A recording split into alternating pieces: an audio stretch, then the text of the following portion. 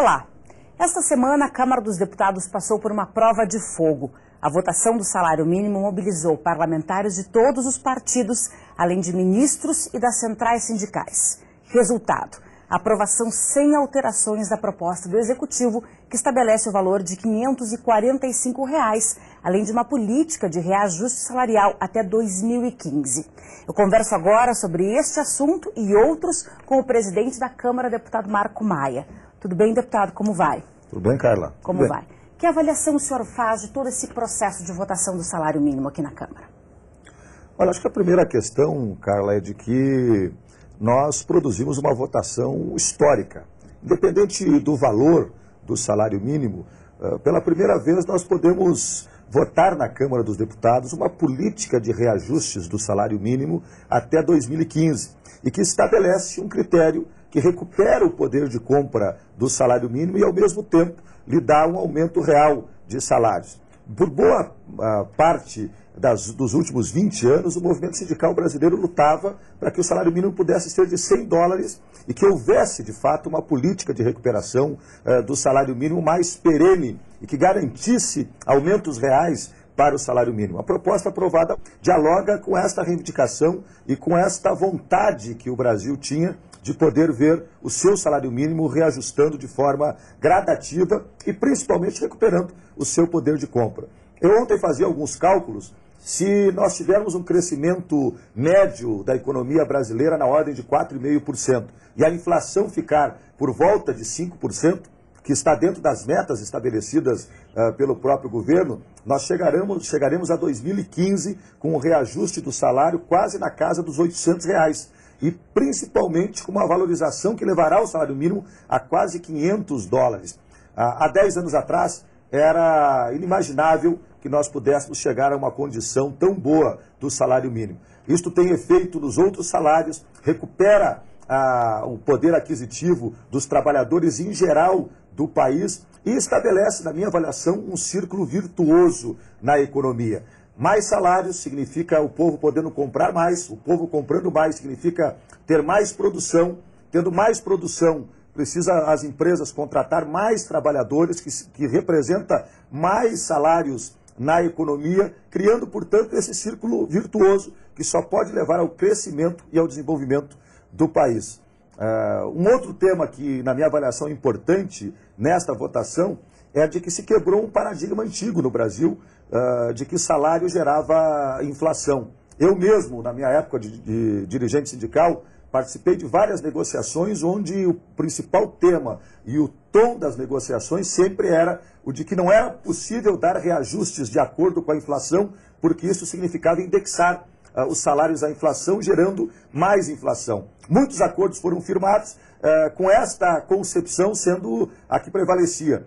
Com esta política de recuperação do salário mínimo, que já vinha acontecendo anteriormente, nós quebramos esse paradigma. Hoje, todos nós sabemos que o reajuste de salário ele não gera inflação, ao contrário, ele permite que a economia cresça, se desenvolva e que haja uma efetiva distribuição de renda a todos os brasileiros. Portanto, eu avalio como muito positiva o resultado desta votação, que vai produzir no Brasil, sem dúvida nenhuma, um círculo virtuoso de crescimento e desenvolvimento nos próximos anos. Presidente, também ficou definido que a partir de agora o reajuste do salário mínimo, o valor, será definido por decreto-lei.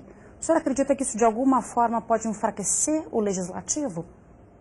Não, eu acho que é uma certa confusão em relação a este tema. O legislativo tomou a decisão, e a decisão é de que o salário mínimo será reajustado a cada ano pela inflação medida pelo INPC do ano anterior e a soma do PIB de 2 anos. Portanto, esta é a decisão. O que cabe daqui para frente é a cada ano o governo, ou a Câmara, se fosse o caso, somar a inflação com o PIB e dizer quanto deveria ser o salário. Então a decisão já está tomada pela Câmara dos Deputados. A Câmara já cumpriu o seu papel constitucional e institucional. Daqui para frente é só somar os dois índices e dizer quanto é que vai ser o valor do salário mínimo. Então, na minha avaliação, essa questão está superada. Nós precisamos agora nos preocupar com outros temas que permitam que o Brasil continue nesse ritmo de crescimento e desenvolvimento. Um deles é o Código Florestal. O senhor, essa semana, propôs a criação de um fórum de debates entre ambientalistas, ruralistas e com a participação também do governo, para poder colocar o Código Florestal em pauta aqui na Câmara. Como é que o senhor imagina esse fórum? Qual é a sua expectativa em relação a essa discussão? Olha, tem um acordo que, durante a campanha para a presidência da Câmara, eu fiz com a bancada ruralista, de colocar em votação este projeto de Código Florestal e o relatório do deputado Aldo Rebelo durante o mês de março. O fato é que o acordo é para colocar em votação, mas não existe um acordo no mérito do projeto.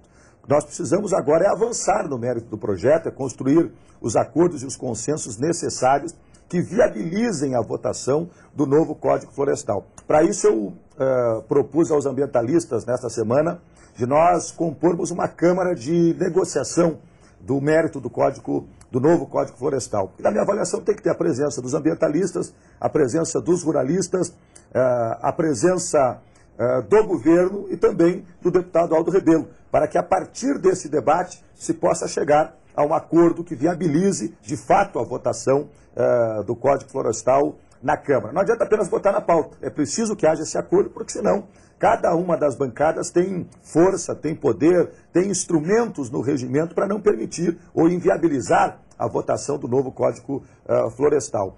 O que eu estou apostando com isso é que haja de fato esse diálogo, que haja esta negociação, que haja esta sensibilidade, tanto por parte dos ruralistas quanto por parte dos ambientalistas e do governo, para chegar a um entendimento que viabilize a votação deste novo Código Florestal. A minha preocupação é, de um lado, garantir que a agricultura no Brasil continue sendo um motor da nossa economia. E, portanto, nós precisamos dar aos agricultores a condição de produzirem e terem lucratividade.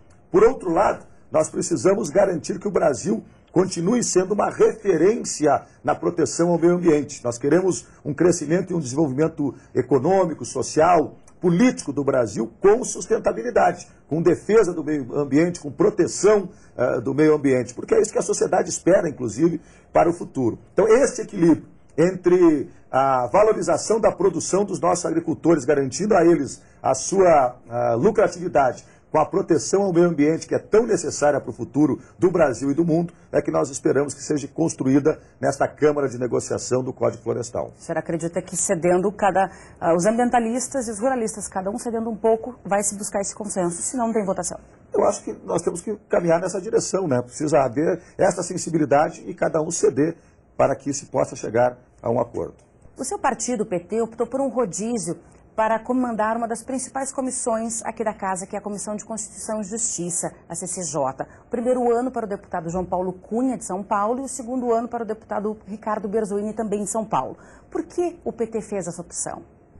Na verdade, o PT, quando elegeu a maior bancada, ganhou a preferência para escolher as comissões às quais gostaria de presidir no próximo período. E fez uma opção por escolher a primeira comissão, a Comissão de Constituição e Justiça, que é não a mais importante, uma das mais importantes da Casa. E é óbvio que fez um ajuste, um acordo entre todas as correntes internas, também olhando um pouco para a realidade regional e procurando fazer com que houvesse um equilíbrio entre os debates internos do partido, as questões regionais e a realidade do partido, que hoje é um partido não mais apenas centralizado em São Paulo ou na região sul, né? O PT cresceu muito, hoje ele está organizado em praticamente todos os estados brasileiros. O PT tem um crescimento enorme na região norte e nordeste. E esta opção de ter o deputado João Paulo Cunha no primeiro período, o deputado Ricardo Berzoini no segundo ano, é uma opção que dialoga com outras composições que foram feitas em outros espaços que o PT terá na Casa. Os dois deputados são deputados experientes, um já foi ministro, presidente do partido, o outro já foi presidente da Câmara dos Deputados, e terão, sem dúvida nenhuma, uma tarefa de ajudar na condução dos trabalhos e na votação das matérias importantes que nós teremos colocado na pauta no próximo período. Tanto o deputado João Paulo quanto o deputado Ricardo Berzoini são dois deputados experientes e contribuirão enormemente para o processo legislativo nesses próximos 2 anos. E das demais 19 comissões será respeitado o princípio da proporcionalidade. Isso significa que a grande maioria dos partidos será contemplada? Sem dúvida, nós estamos reforçando esse critério da proporcionalidade. Inclusive, houve a criação de alguns blocos para atuação no plenário da Câmara dos Deputados, mas que não influenciarão na composição das comissões que acontecerá de acordo com o critério da proporcionalidade. Com isso, até o PV, que tem 14 deputados, até o PV, que tem 14 deputados, estará indicando um presidente de uma das comissões que são consideradas permanentes na Câmara dos Deputados. Presidente, para a gente encerrar, vamos projetar já essa próxima semana, o que o senhor imagina que possa ser colocado em pauta para votação? Olha, nós vamos construir a pauta no início da semana com os líderes. Vamos votar algumas medidas provisórias que ainda trancam a pauta da casa e vamos tratar sobre outras matérias. Eu diria que 2 estão sendo trabalhadas e quase prontas para irem à votação. A que estabelece o novo teto do Simples, porque significa um auxílio, mas principalmente um fortalecimento das nossas micro e pequenas empresas do país, apostando na formalidade destas empresas, e queremos também votar o Código Brasileiro Aeronáutico, o novo Código Brasileiro Aeronáutico, que já tinha acordo no final do ano passado para a sua votação e que nós queremos ver se agora, ainda nesse primeiro semestre, conseguimos votá-lo. Então essas matérias estão na pauta, mas nós vamos ainda no início da semana discutir com os líderes, conversar com as lideranças, com os nossos deputados, no sentido de compor uma pauta que seja possível ser votada durante a próxima semana. Tá certo. Muito obrigada, presidente, pela sua presença aqui no Conversa com o Presidente. Eu é que agradeço. Conversa com o Presidente fica por aqui. Até o nosso próximo encontro. Tchau.